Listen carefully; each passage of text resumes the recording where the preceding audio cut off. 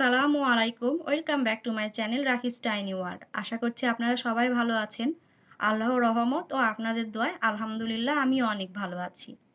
গত ভিডিওতে আপনাদের সাথে দুধ পাউরুটি একটা ডেজার্ট শেয়ার করেছিলাম। তো সেখান থেকে আরও কিছুটা পাউরুটি বেঁচে গিয়েছিল। কিছুটা বলতে এই 4টাই বেঁচে গিয়েছিল। তো ভাবলাম আজকে এটাকে নাস্তায় খেয়ে ফেলি। তো সেজন্য এখানে আমি কিছুটা দুধ সামান্য পরিমাণে চিনি দিয়ে ভালো করে জাল দিয়ে নিচ্ছি আর পাউরুটিগুলোকে ভেজে নিচ্ছি। তারপরে ভাজা হয়ে গেলে এগুলোকে টুকরো টুকরো করে দুধের মধ্যে ভিজিয়ে দিব।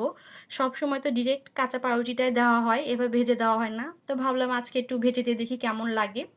আমার কাছে তো বেশ ভালোই লেগেছে, চাইলে আপনারা ট্রাই করে দেখতে পারেন, ইনশাল্লাহ ভালো লাগবে। তো আমি গরম গরমই ডেজার্টটা সার্ভ করে দিচ্ছি, কেননা ঠান্ডা করার তো সময় নেই। গরম গরম এই ডেজার্টটা খেতেও ভালোই লাগছিল। তো নাস্তা সেরে আমি চলে গিয়েছি পাকঘরে।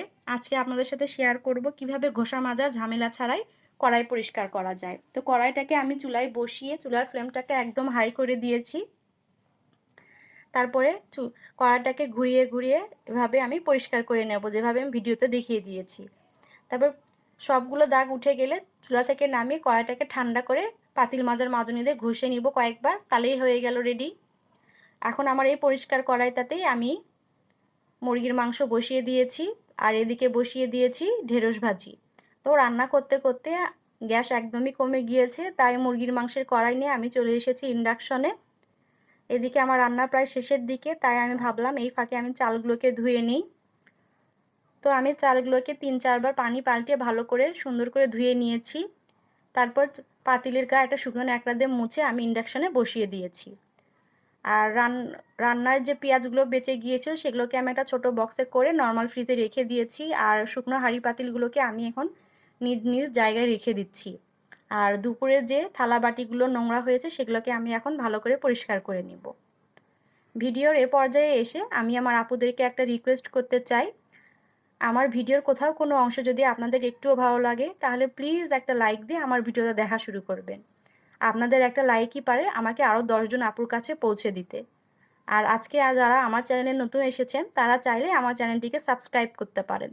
এতে হবে কি, আমি ভিডিও ছাড়া মাত্র সবার আগে নোটিফিকেশন যাবে আপনার কাছে। আপনি আপনার সময় সুযোগ মতো আমার ভিডিওটা দেখে নিতে পারবেন। কথা বলতে বলতে আমার রান্না বান্না কিন্তু শেষ। আমি সব কিছু এনে ডাইনিংয়ে সুন্দর করে গুছিয়ে রেখেছি। এখন আমি আমার খালি পানির বোতলগুলোকে রিফিল করে নিচ্ছি। তারপরে এগুলোকে সুন্দর করে এখানে ডাইনিংয়ে সাজিয়ে রেখে দিয়েছি। এখন আপনাদের সাথে একটা শেয়ার করি কষ্টের কথা।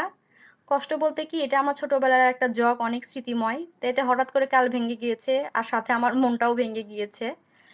মানে কি বলবো, কেন ভেঙে গেল আমি জানি না। এটা কিন্তু হাত থেকে পড়ে না, এমনি এমনি ভেঙে গিয়েছে। তো আমি ভাবছি এটাকে ফেলে দিব না, এটাকে আমি স্মৃতি হিসেবে রেখে দিব। তো ওটাতে তো আর মিষ্টিটা ভিজে রাখতে পারছি না, তাই একটা বাটিতে মিষ্টিটা ভিজে রেখেছি। আর আমি চলে এসেছি আবারও রান্নাঘরে। আজকে আমি আমার চুলাটাকে ভালো করে ডিপ ক্লিনিং করব।